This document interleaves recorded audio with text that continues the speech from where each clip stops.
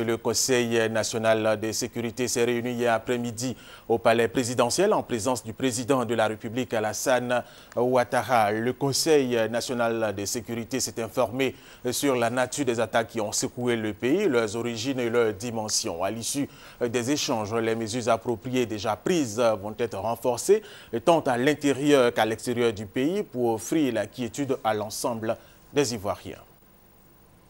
L'ordre du jour de cette session extraordinaire a porté essentiellement sur la situation sécuritaire et les actions diplomatiques. Ainsi, les responsables chargés de la sécurité et de la défense nationale ont fait au Conseil un point de la situation sécuritaire et présenté une analyse minutieuse des attaques meurtrières de ces dernières semaines contre les forces républicaines de Côte d'Ivoire.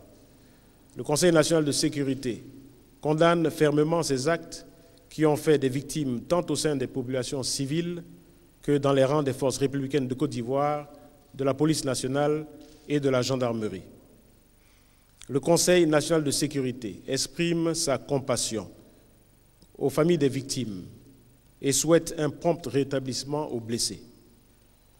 À l'issue des échanges, le Conseil national de sécurité est parfaitement informé de la nature de ces attaques, de leurs origines et de leurs dimensions. Les mesures appropriées ont été renforcées au plan intérieur et extérieur en vue d'offrir la quiétude aux Ivoiriens et à tous ceux qui vivent en Côte d'Ivoire. Le Conseil national de sécurité a par ailleurs reçu un état précis des capacités humaines et matérielles aptes à faire face à cette situation regrettable. À cet égard, le président de la République a décidé de la mise à disposition de moyens additionnels à toutes les forces en charge de la sécurité des populations et de nos institutions.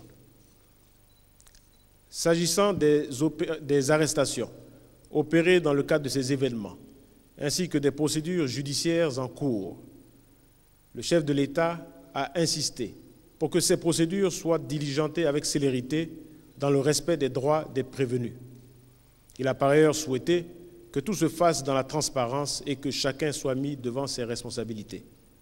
À cet effet, le Conseil a condamné l'assassinat de 2 officiers de police et a demandé que toute la lumière soit faite sur ces cas.